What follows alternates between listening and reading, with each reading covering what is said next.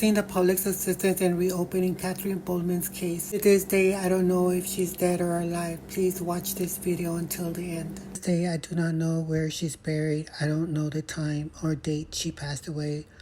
The name on her birth certificate or death certificate, I don't know if it's Catherine Bollman or Catalina Bollman. There was no funeral service held or no one of the family was notified of Catherine's passing. Catherine's gravestone, no one knows where she's buried. No pictures of the funeral service.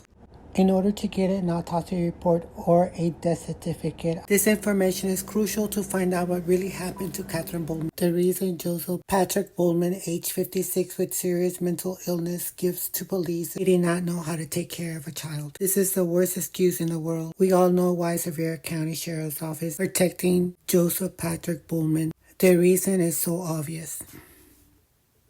Sevier County Medical Examiner's Office called to inquire all I needed to get an autopsy report. I spoke to Misty and I asked her time and date of Catherine Bollman's death. She was looking it up in the system, and when she turned around and told me there was no one found by that name in her system. I was so excited that then I asked, what about Catherine Bollman?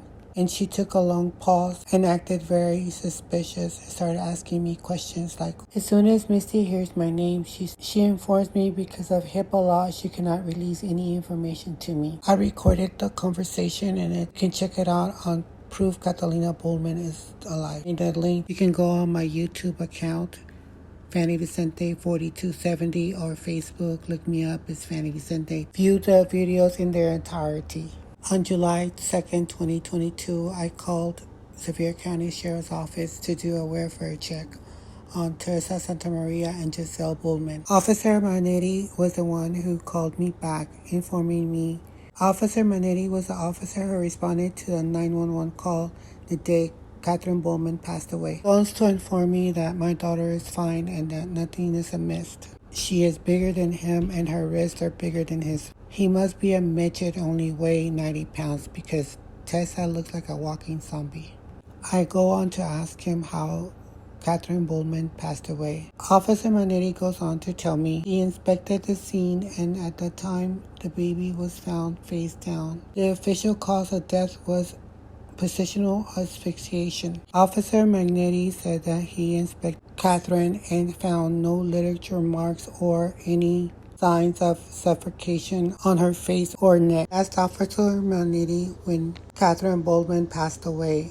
Goes on to give me a timeline between May 24th and 27th. I went on to ask Officer Magnetti if he knew that Joseph Bollman, age 57, severe mental issues. Officer Magnetti said that yes, he was aware of Joseph Bollman's mental issues. Asked Officer Magnetti why Joseph Bollman was not in prison for killing Catherine. Magnetti's response was that Joseph did not know how to take care of a child. Officer Magnetti went on to say that the investigation was closed. Believed that's how it happened. Magnetti derived pleasure from hearing me suffer. He recounted the story. 17, I was talking to Tessa Santa Maria on FaceTime. This time she was informing me that Joseph Bollman, age 56, was not helping her take care of Giselle, age 3, Catherine, a newborn, had not eaten or days, and Joseph had been staying asleep the whole time. Tessa was severely malnourished, had postpartum depression, and Joseph was not helping her take care of the children. She tells me, Mom, I'm losing my mind.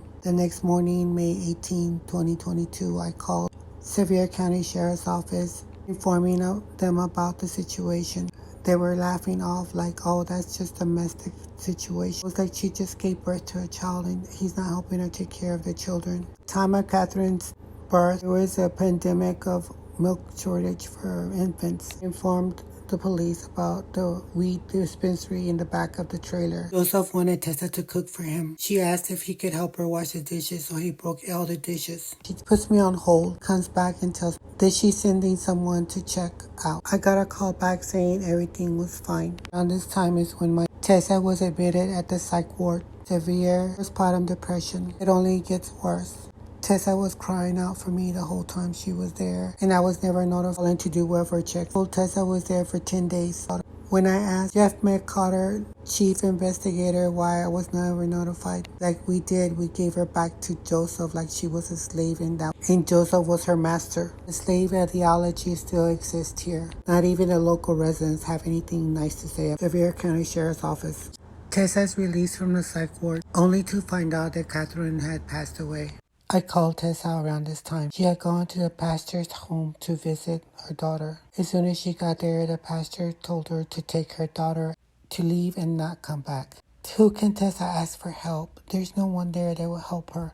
Everyone there is extremely prejudiced. On November 21st, lead detective Dexter Robinson asked him why I was never notified, interviewed, or informed about Catherine Bollman's death. He said he didn't know of me, which was not true. I had spoken to Rebecca from dispatch, informed me he was going to give him my number so he can contact me. I asked Detective Robinson if he was aware of Joseph Bollman's mental illness, and he informed me that yes, he was aware. I asked if he could give me Catherine Bollman's date of death. He asked me what timeline did I have. I remember what Manetti had said in 24 through the 27th. Shouts out the 26th. Asked what time did she die. He goes 12:30 p.m. I asked when the case was closed, and he told me August 2nd, 2022.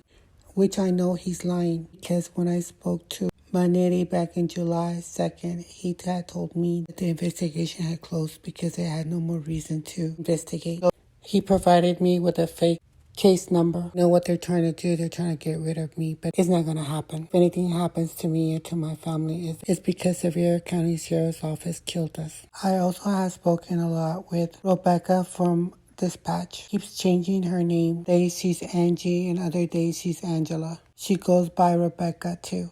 This woman has no heart. Every time I try to appeal to her humanity or womanhood, oh, here you go again. If you look up their website, they have no directory of their personnel. You can't even leave a review. That's the reason I believe that my daughter's being held captive. They don't want her to have any contact because I want to know what happened to my granddaughter. Only Joseph and Tessa can request the autopsy report and get the records from Child Protective Services. I've called Child Protective Services on November 15, 2022. Same day I called for a welfare check. I got so excited when the officer informed me that Child Protective Services was there to conduct the investigation. Forgot to ask the officer's name. Sevier County Sheriff's Department of Children's Services do not work to benefit the well-being of the children of tomorrow. Be an advocate of change. Be the voice for all those children neglected, abused, and abandoned. Giselle Bollman is 4. She will turn 5 in March. Joseph Bollman abuses her in every way, mentally, physically,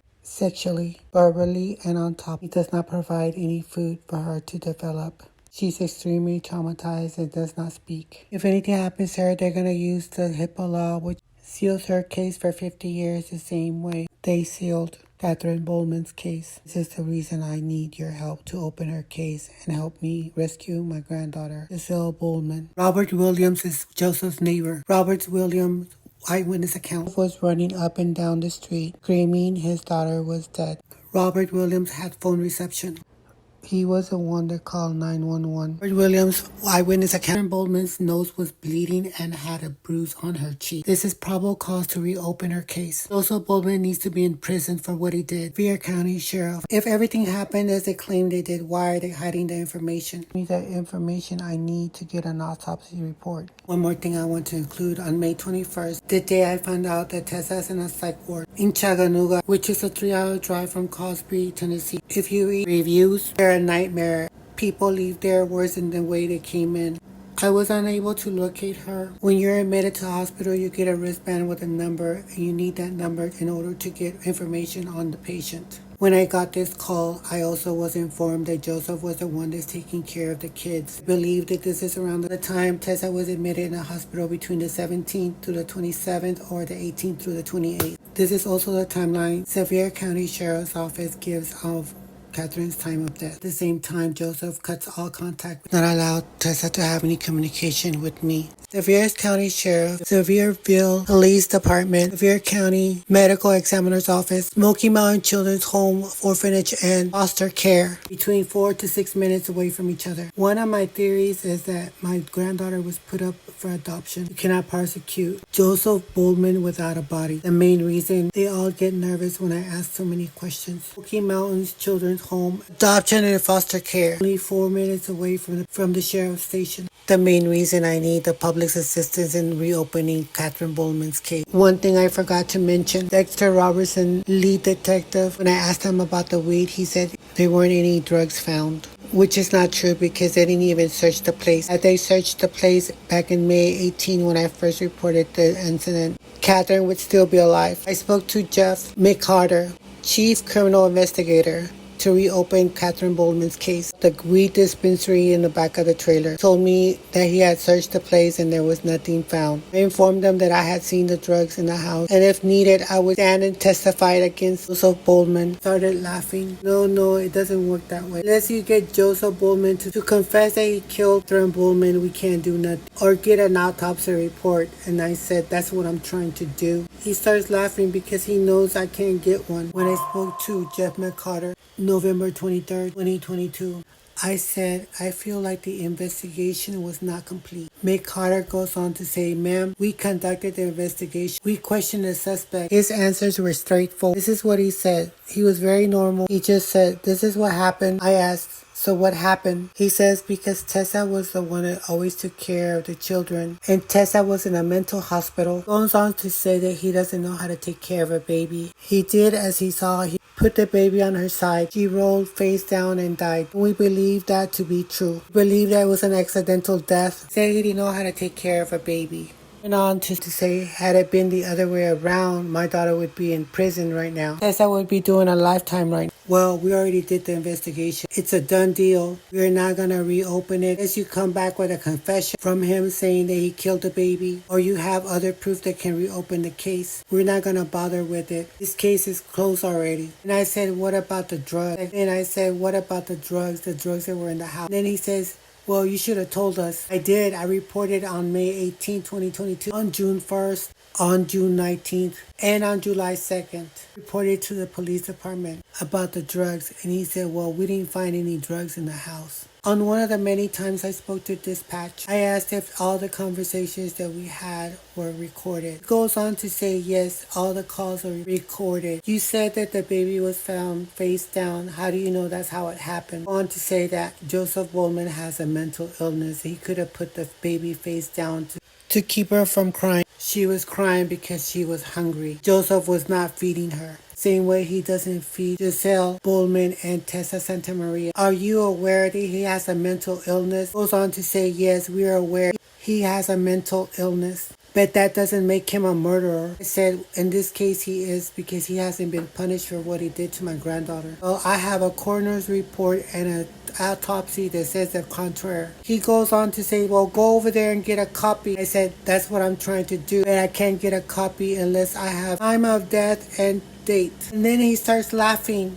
Ha ha ha. I said, this is not even funny. You're going to hell for all this that you're doing to me. He starts laughing. Ha ha ha. And he mimics me. He tells me, oh, I'm going to hell. He's mocking me as I'm mad and despair. The only reason he's doing that is because he wants me to stop asking questions and go away. I'm not going away. I want to clarify my granddaughter's death. I have an urgent call for help.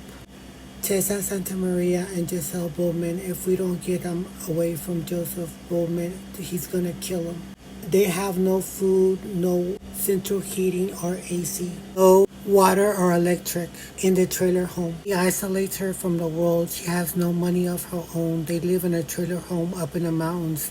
30-minute drive from nearest county. He calls and it can hear the conversation. Locks up Giselle. So Bollman threatens Tessa Santa Maria. Threatens to kill Giselle if Tessa tries to escape or ask for help. Joseph Bollman is a psychopath with mental illness and violent tendencies. Anything sets him off. Tessa and Giselle have to walk on eggshells around him. Tessa Santa Maria looks like a walking zombie. Her lips are white, shortness of breath, iron deficiency, no pigmentation on her face, low endurance, no muscle mass around her body. just bones and skin. Irregular heartbeat. Both Tessa and Giselle need medical attention.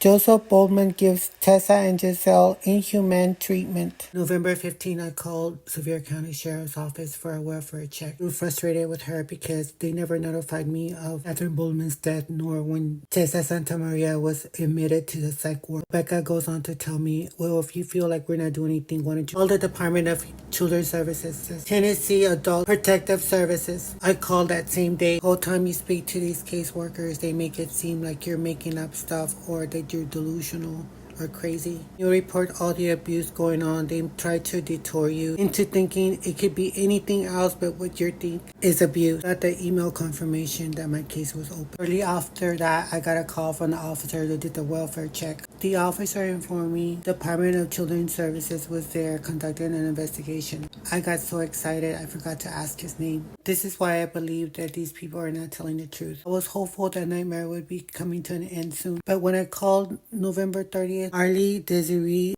Ramsey, the caseworker assigned to the case, did not exist in their phone directory or in the department. After New Year's, I got contacted by Ramsey. I asked specific questions like what was going on. Before I could question her further, she gives me the HIPAA law and tells me she cannot inform me of any other investigation. The second time she contacted me was December 22nd and asked to inform me that the case was closed. She could not release any information on her investigation. And I asked, how am I going to get my family if I don't have any information? She goes, well, you can contact records and see if you can get a copy of the investigation. To contact DCL records to get more information, but they informed me that I had no right to any of the records and the only people that can get them is Tessa and Joseph. I do not know if Harley Desiree Ramsey really exists or not. On December 25th and 26th, 2003, I checked into the Quality Inn located in Crosby, Tennessee. December 25th, called 911 at 11:13 to get assistance on rescuing Tessa and Giselle. I also informed them that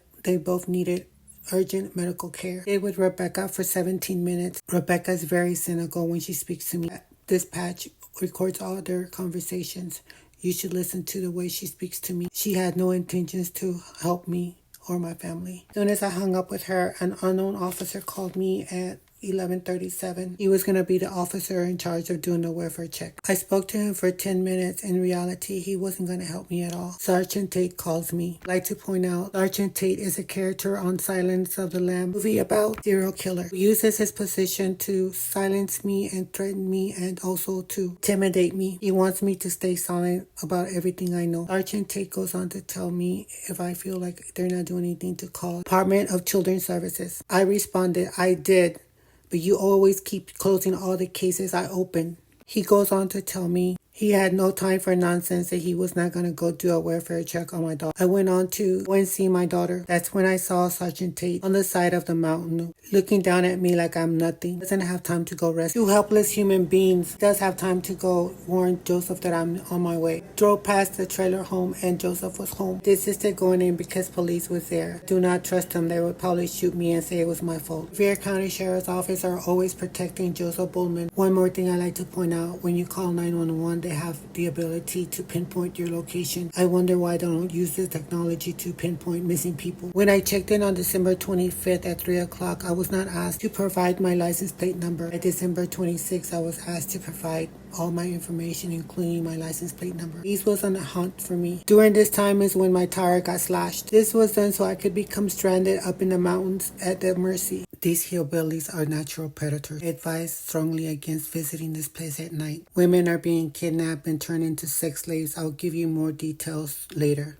On December 26th, I went back to the mountains, rescued Tessa and Giselle. Joseph's car was not in the driveway, so I felt safe to try to go in and save my daughter. This is when I saw Joseph locking up Giselle in the closet. Tessa was not able to move. She's very ill, severely malnourished. He needs assistance to walk. Joseph turned his attention towards me and started. Joseph ran towards me to try to stab me. I ran for my life. Tessa and Giselle were crying for help. I was not able to save them. As I was running to my car, this is when I noticed that my tire was losing air. I escaped, but my daughter is still there. I'm requesting the public's assistance, making this video go viral so that I can rescue my family. On December 27th, I called Department of Children's Services. Paul Novak, manager, caseworker, was assigned to the case. On January 2nd is when she contacted me, informing me he was assigned to the case. If I wanted to add any additional information, and I did, I related everything I knew just to end the conversation, informing that because of the HIPAA law, he wasn't able to inform me of any findings. January 19th, Paul Novak calls me, asked me if I was in town and if he wanted to meet me in person so we could talk.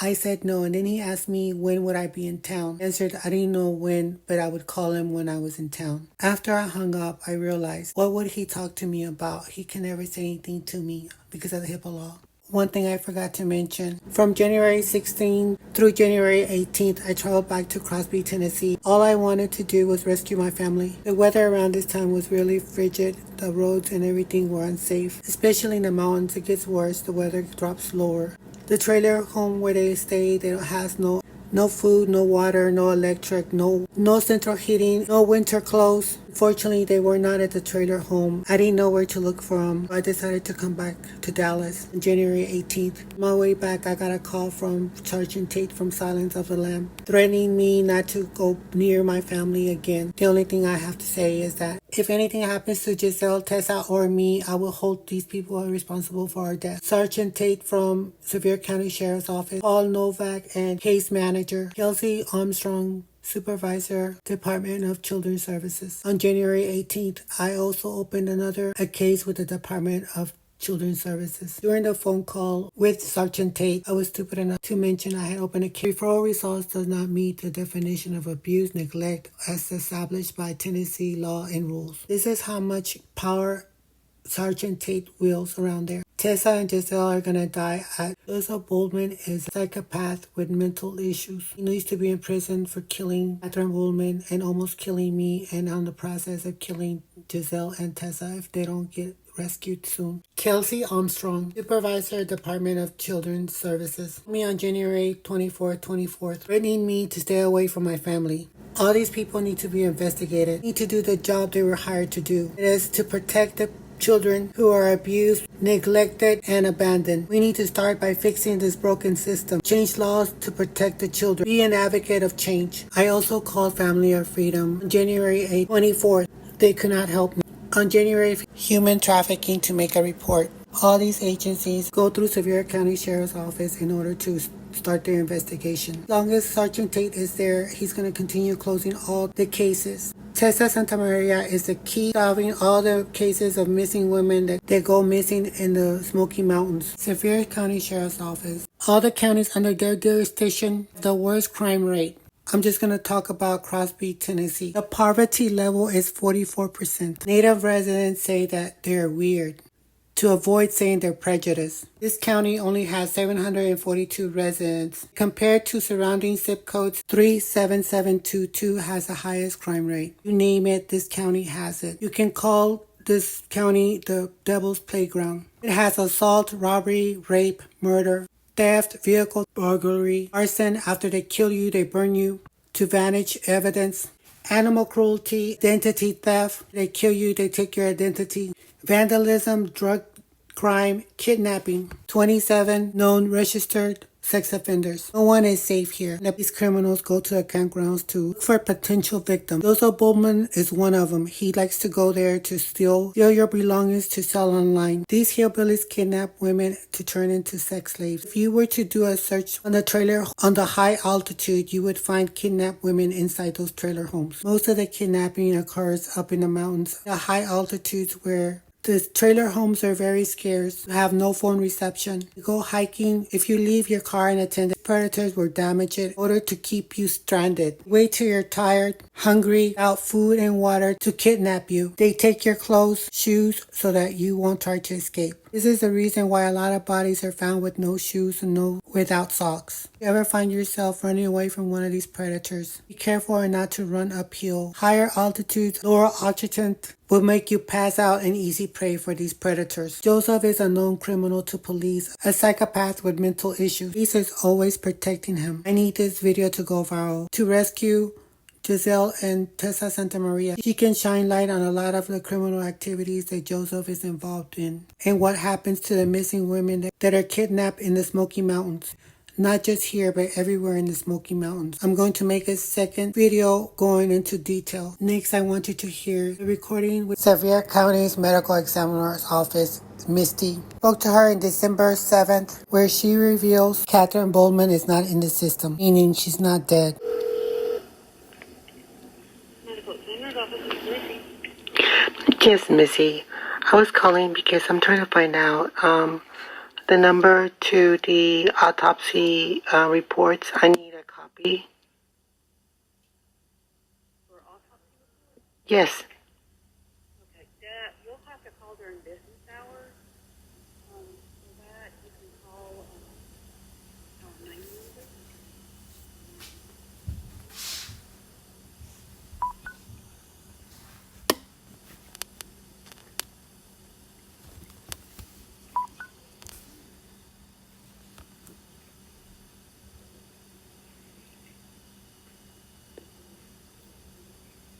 You'll want to call at 865-453-4919,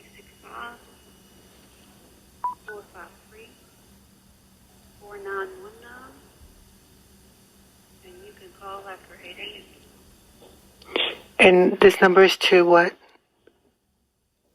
That is to our main office, and that will be the administrative assistant who can guide you and get you the correct paperwork to request that. Usually, what all do you need?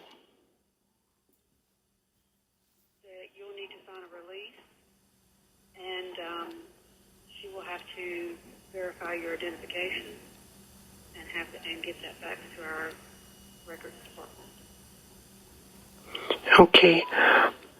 Because last time they told me all I needed was a phone number to request this form, and every time I call, no one wants to provide that number so I can go ahead and start the process. Have they emailed you any paperwork? No, they have not. That's what I'm trying to find out, is the number. Last time I spoke to someone, they told me all I needed was a phone number, and I left my number for her to call me back because she wasn't doing something, and she never did, so this is why I'm calling. Who's the deceased? Catherine Bollman.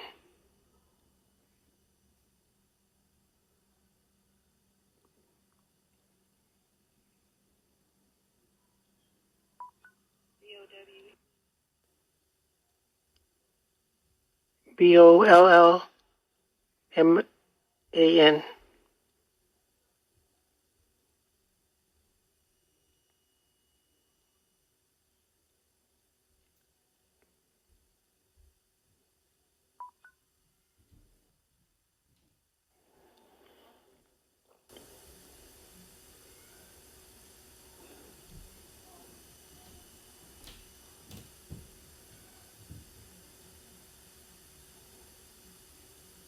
the first name is Catherine? Yes.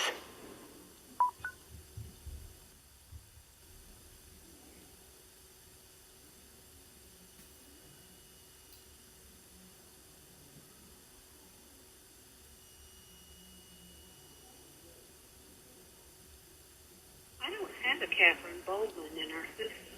You said it's B-A-D-O-L-L last name? Yes. And her first name is Catherine. Is that with a C or a K? It's maybe Kathleen. It's Catalina. Catalina.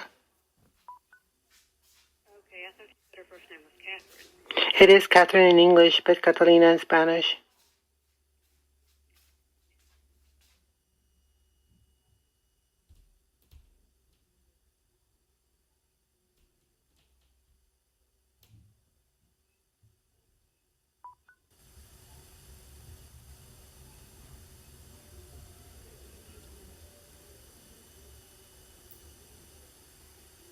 What's an email I can send you this paper?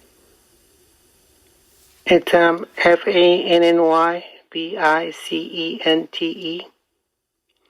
06@gmail.com. Did you find it in the system? I'm her grandmother. Okay.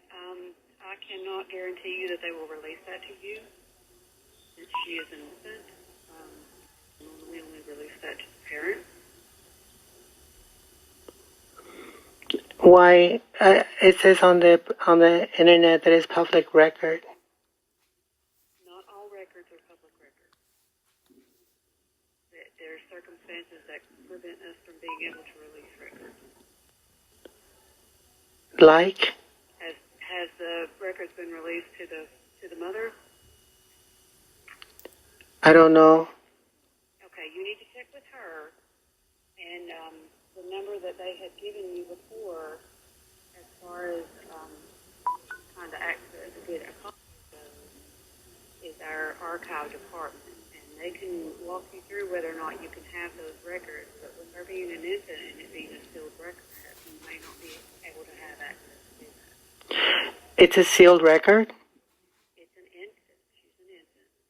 It's not like it's an adult. There's special circumstances for children with their records. Okay. Can you tell me the date she passed away? Are you not in contact with the mother? Yes, I am in contact with her, but the thing is, she hasn't taken it well since her daughter passed away. She was in a mental hospital when she passed away, and then when she was released, she was told that her daughter passed away, and she hasn't been able to recover.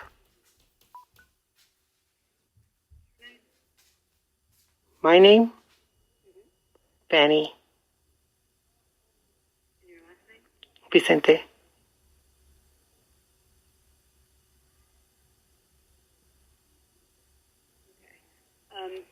I cannot. This was my case, and I cannot release any information to you. And I'm sorry, but I can't. We can't do that. The only people we can discuss the case with is the parents. This is crazy. I've been calling everyone in this city and this entire city, and everyone gives me the same answer. Like, no, like they can't release this information to me when it says on there that it's public record. Where does it say that? On the website. On the website it says that all the information is public record. Special circumstances apply to infants, ma'am, and I'm not going to break that rule for anyone. I'm not going to break that law for anyone. Okay, I'm sorry, what law is this? Please, can you give me the law? The name of the law that states? Children. It's a law that protects children. Okay, what is it? Ma'am, I'm not going to discuss this case with you. Okay, I just want to know the name of the law so I can get a comfort. No, ma'am. No, ma'am. I'm not going to discuss this case with you. I'm not going to.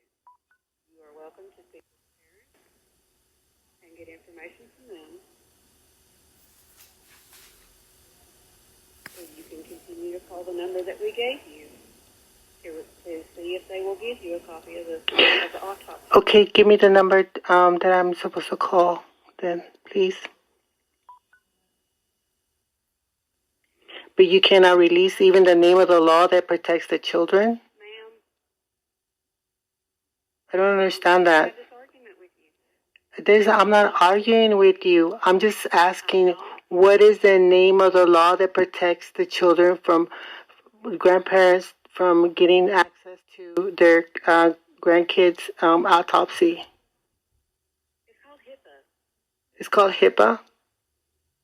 Okay. And that applies to every person's medical records, autopsy records, and should the district attorney decide to release an infant's record, I mean, that's up to them. Okay. But I'm not going to release an infant's record to someone that is not a parent. Okay, can I get the number, please? 865-774-3627.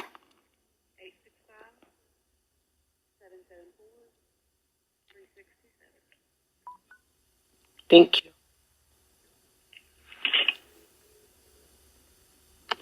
HIPAA law is the excuse they use to not release any of this information. This is why I'm requesting the public's assistance in reopening her case to find out if Catherine is dead or alive.